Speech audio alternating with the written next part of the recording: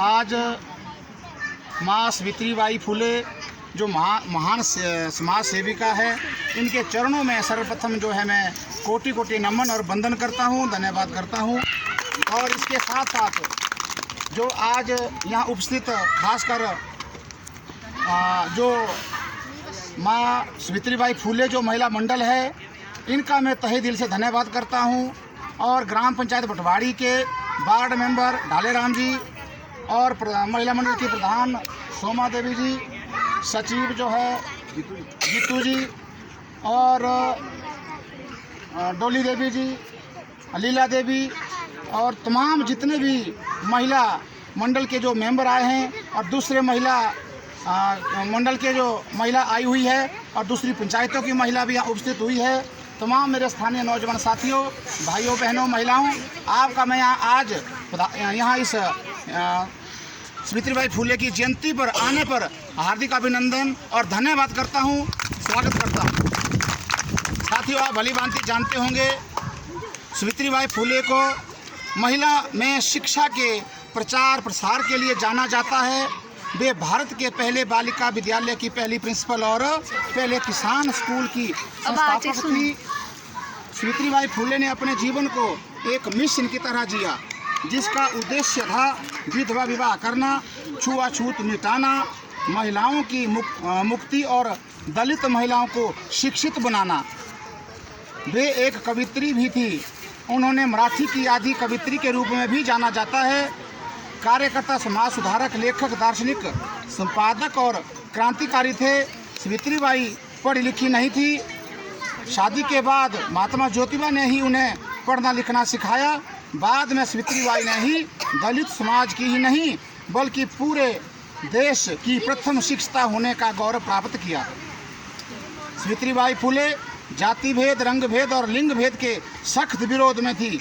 उस समय लड़कियों की दशा अत्यंत दयनीय थी और पढ़ने लिखने की अनुमति आज़ादी नहीं थी।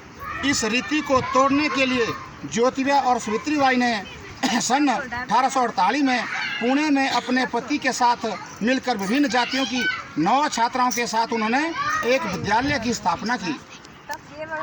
यह भारत में लड़कियों को खुलने वाला पहला महिला विद्यालय था। एक वर्ष में सावित्रीबाई और महात्मा फुले 5 नए विद्यालय खोलने में सफल हुए। तत्कालीन सरकार ने इन्हें सम्मानित भी किया। एक महिला प्रिंसिपल के लिए सन 1848 में बालिका विद्यालय चलाना कितना मुश्किल रहा होगा, इसकी कल्पना आज भी नहीं की जा सकती। लड़कियों की शिक्षा पर उस समय सामाजिक पाबंदी थी। सावित्रीबाई फुले उस दौर में न सिर्फ खुद पढ़ी, मैं चाह रहा हूँ कि ध्यान से सुने, महिला को जो आज़ादी मिली है सावित्रीबाई की देन मिली है, इसको आप अच्छे से सुनिए। सिर्फ खुद ना पढ़ी बल्कि दूसरी लड़कियों के पढ़ने का भी बंदोबस्त किया, वह भी पुणे जैसे शहर में। वे स्कूल जाती थी तो लोग पत्थर मारते थे, उन पर गंदगी गोबर फेंकते थे। आज से 160 वर्ष पहले बालिकाओं के लिए जब स्कूल खोलना पाप का काम माना जाता था, इतनी सामाजिक मुश्किलों से खोला गया होगा देश में एक अकेला बालिका विद्यालय। सावित्रीबाई एक शिक्षण सुधारक और समाज सुधारक दोनों ही तरह का काम करती थी। विधवाओं की स्थिति को सुधारने के लिए, सती प्रथा को रोकने, विधवाओं के पुनर्विवाह के लिए भी उन्होंने बहुत प्रयास किए। ये सभी काम वह विशेष रूप से ब्रिटिश कालीन भारत में महिलाओं के विकास के लिए करती थी।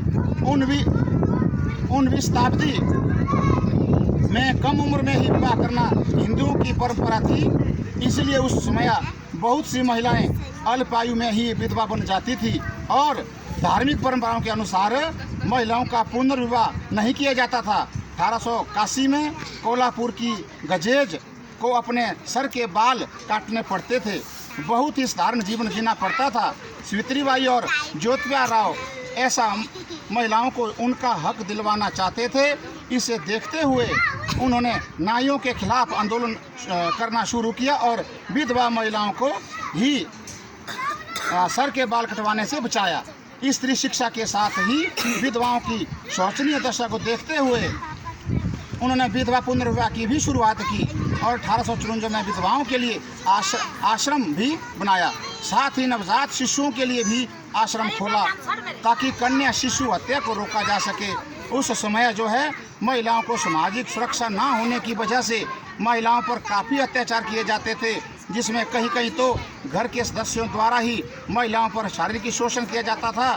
सावित्रीबाई फुले ने अपने पति के साथ मिलकर काशीबाई नामक एक गर्भवती विधवा महिला को न केवल आत्महत्या करने से रोका अपितु उसे अपने घर पर रखकर उसकी देखभाल की व समय पर डिलीवरी कराई। बाद में उन्होंने उसके पुत्र यशवंत को दत्तक पुत्र के रूप में गोद लिया और खूब पढ़ाया लिखाया, जो बाद में एक प्रसिद्ध डॉक्टर बना। महिलाओं पर हो रहे अत्याचारों को देखते हुए सावित्रीबाई और ज्योतिबा ने महिलाओं की सुरक्षा के लिए एक सेंटर की स्थापना की और अपने सेंटर का नाम बाल हत्या प्रतिबंध गृह रखा और स्त्री और जी जान से महिलाओं की सेवा करती थी। सावित्रीबाई फुले ने कभी पीछे मुड़कर नहीं देखा। अपने जीवन काल में पुणे में ही उन्होंने 18 महीना विद्यालय खोले। सावित्रीबाई फुले महिला विभाग की प्रमुख इस संस्था का मुख्य उद्देश्य शूद्रों और दलितों अति शूद्रों को उच्च जातियों के शोषण से मुक्त करना था। इन्होंने जो योगदान दिया वो अद्वितीय है। सावित्रीबाई फुले पूरे देश की महानायिका है।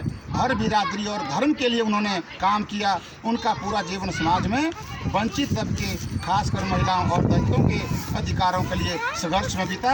इतना ही नहीं, एक बारी तो ये भी स्थिति हुई बीच में कुछ जो है दूसरे जो लोग जो है सावित्रीबाई को बीच में जो है रास्ता रोक दिया। सावित्रीबाई हमारे लोग समाज के लोग पीछे हट गए। सावित्रीबाई जो है एक बड़ी तेज तरार थी। उसने जो है क्या किया, उस व्यक्ति को बीच में एक जोर से चांटा मारा। उस चांटे मारने के बाद जो है उसके ऊपर जो कीचड़ फेंकते थे, मलमूत्र फेंकते थे, पत्थर से मारते थे, वो मारना उसके बाद बंद हो गया। इसलिए मैं ज़्यादा नहीं कहूँगा, आप लोग खुद समझकार है, आने वाला टाइम ख़राब है। मैं चाहता हूँ कि आप अपनी जागरूकता को बढ़ाएं और इसी भांति इस बारी तो प्रोग्राम हल्के में हुआ, हड़बड़ी में हुआ और जल्दी में हुआ। मैं फिर धन्यवाद करता हूँ सावित्रीबाई महिला जो जितनी तमाम महिला है, प्रधान सोमा देवी है, इन्होंने मुझे फ़ोन किया।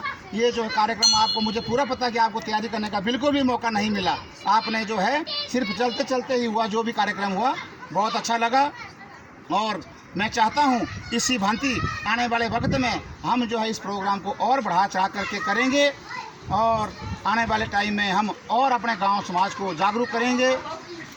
ताकि हम जागरूक रहेंगे, हम समझेंगे ऐसे ऐसे जो है हमारे पूर्वज रहे जिन्होंने हमारे समाज के लिए किया है, इसके प्रति हमको हर टाइम अपने जो है ये जितने भी हमारे त्यौहार आते हैं इनको मनाना चाहिए। इनकी चाहे जयंती है, जो भी कार्यक्रम है, ये सब की देन है।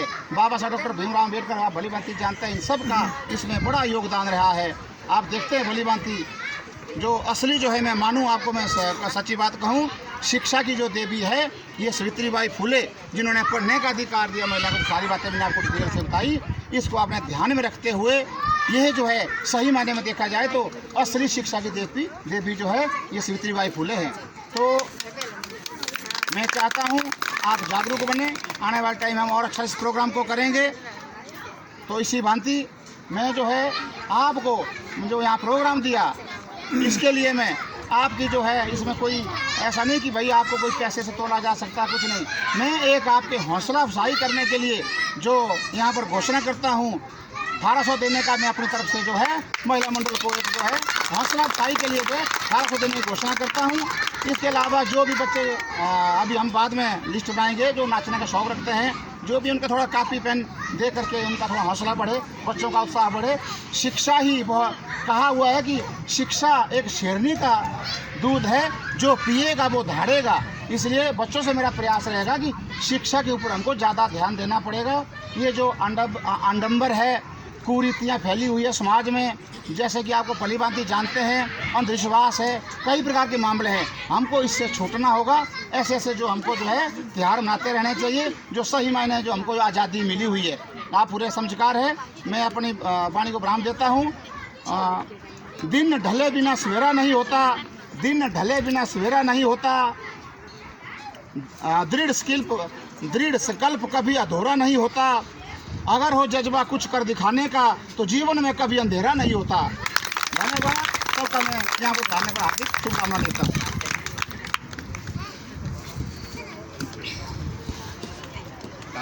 धन्यवाद मुख्य अतिथि जी। अब मैं बुलाना चाहूँगा